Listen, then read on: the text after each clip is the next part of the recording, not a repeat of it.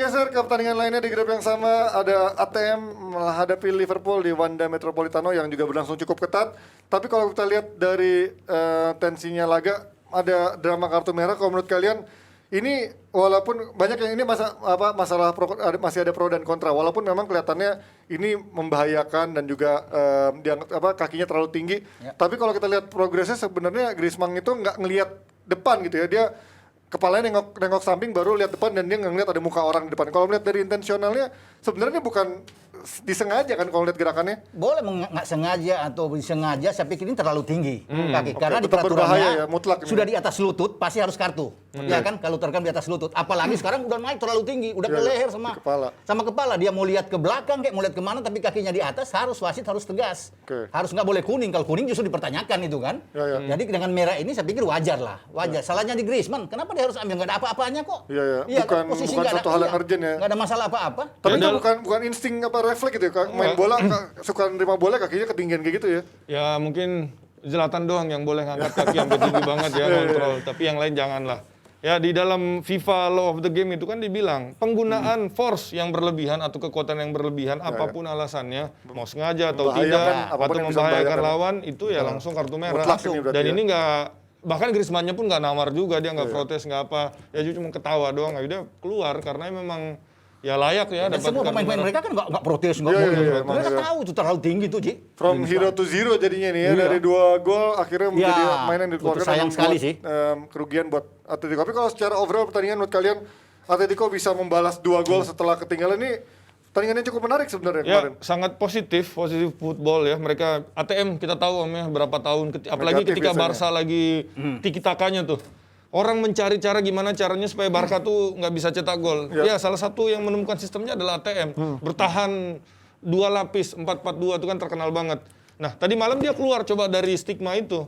Coba main menghibur, coba menekan di atas.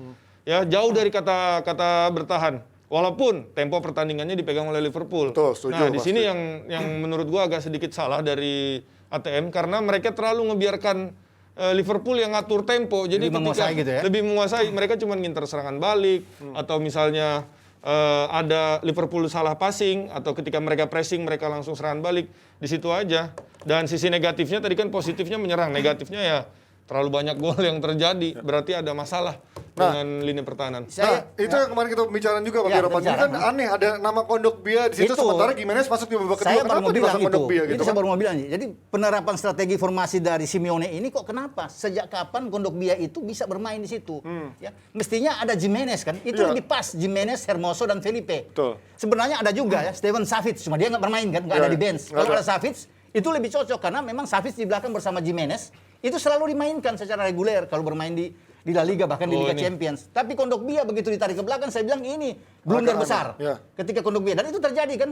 Untung bagaimana tuh pemain-pemain Liverpool bisa mendapatkan 2 gol di 15 menit pertama.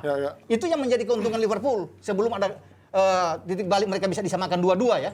Tapi blunder sekali lagi saya katakan dengan Kondogbia bermain di belakang sebelah ini bahaya. Dan benar dimanfaatkan dengan baik sekali. 2 gol langsungnya. Iya. Dan juga di formasi ini nggak ada Luis Suarez. Ini apa yang membuat Luis Suarez akhirnya juga dicadangkan menurut kalian? Apakah memang ada faktor permainan yang lebih lebih dinamis atau memang Suarez secara match fitness-nya mungkin terlalu dijaga gitu? Kalau gue ngelihatnya karena Liverpool ini kan cepat, permainannya cepat. Dan untuk bermain cepat pakainya pemain muda biasanya kan. Nah oleh karena itu yang kita lihat adalah siapa di situ pemain muda yang cepat dari seorang Liverpool ATM. Ya Joao Felix. Tapi yang menarik juga di sini Liverpool bahwa penampilan gemilang, nggak tahu setuju aja Bas, penampilan gemilang dari seorang penjaga gawang Alisson. Oh iya kemarin ada main sama ada 4 kesempatan one on one. Pertama dari Griezmann, kedua dari Felix, ya kan, ketiga dari Carrasco, dan keempat dari Thomas Lemar. Ya. 4 ini semua digagalkan oleh Alisson. Makanya dia pantas menjadi man of the match kan. Jadi ini saya pikir luar biasa Liverpool ya dengan penjaga gawang Alisson. Padahal saya khawatir hampir keluar kemarin dia kan, sempat mengalami cedera. Jadi memang ini betul-betul mereka bisa mendapatkan kemenangan yang bagus karena dari semua aspek mereka unggul ya. Kalau misalnya kiper terlalu banyak melakukan penyelamatan terlalu banyak ikut main, itu artinya pemain bertahannya terlalu lemah pada malam itu, terlalu membiarkan lawan pegang bola, nge-shoot. Nah, di sini yang harusnya jadi perhatian kalau menurut gua dari Liverpool adalah dengan tampilnya Naby Keita. Mungkin dia cetak gol, ya, cetak gol, golnya bagus, volley segala macam. Tetapi kehadiran Naby Keita di situ itu jadi titik kelemahan Liverpool. Dia nggak setebel Fabinho Tapi ketika kalau dia bertahan. bikin gol juga bahaya juga kemarin kan, bisa kalah. Ya. Tapi kalau dia nggak bikin gol 1-0, mungkin Liverpool jadi bisa lebih fokus. Oke, Ketika kalau mereka mainin 2-0, Fabinho ya? turun mungkin itu intensitasnya. Dan memang kelihatan sekali bagaimana Van Dijk itu kalah dalam kecepatan di gol kedua Griezmann lawan ATM. Begitu dia masuk kita bisa lihat tertinggal bagaimana Van Dijk itu bisa mengikuti dan tren yang masuk ya sehingga Griezmann masuk. Coba lihat gol kedua. Bagus sekali kan kecepatan dan dia bisa membuat gol. Jadi memang lambatnya pergerakan lini belakang dari Liverpool ini akan menjadi catatan sebelum mereka melawan MU nanti. Nah, makanya dibandingkan golnya ATM yang terasa lebih ada kerja sama timnya ya, polanya. Kita lihat golnya Liverpool sebenarnya kan dari skill individunya salah yang pertama. Kedua dari Naby Keita kita tahu kayak main pinball, montal-mantul bukan dari setup play yang bagus. Berarti artinya sebenarnya permainan yang katanya sistem udah berjalan sebenarnya belum sebagus itu dong untuk bikin efektivitasnya dari Liverpool. Memang belum jalan dengan baik kok saya pikir. Terutama lawan Atletico ya. Iya, dan memang gol dari Keita itu kan secara memang agak spekulasi kalau gitu. Spekulasi itu mah. Iya, walaupun itu first time kan. Ya, dari walaupun golnya keren dari ya, cuman dan bolanya walaupun spekulasi tapi indah memang masuknya. Memang, Ya. setuju. Itu saya katakan bahwa 15 menit itu untung mereka bisa mendapatkan 2 gol. Iya. Jangan lupa juga 2 tahun yang lalu sebelum Covid ya, Liga Champions Liverpool kan out. Ya, Kalah sama ATM kan. juga, 2 pertandingan. Yang ada Kalahnya lawan sama tim. Tapi Wanda karena Metro. itu alasannya kan karena kipernya siapa dulu? Kipernya si yang Spanyol ya. Aduh, yang Spanyol itu Siapa? apa? Adrian. Iya, Adrian. Adrian kan. Kalau sekarang kan kalau selama Alisson datang kayaknya aman gitu ya. Nah, sedikit mungkin bisa menebak saya kenapa dipakai Kondogbia walaupun akhirnya gagal. Ya. Kalau saya sebagai pelatih saya melihatnya kenapa dipakai Kondogbia. Kondogbia kan gelandang. Ya. Iya. Ya. Dan penggunaan 3 back ini kadang-kadang sebenarnya ini adalah 2 back di mana satu orang ini sebenarnya free. Ya. Dan di situ adalah Kondogbia sebagai orang yang free buat ngehajar salah satu di antara Firmino, Mane atau Salah.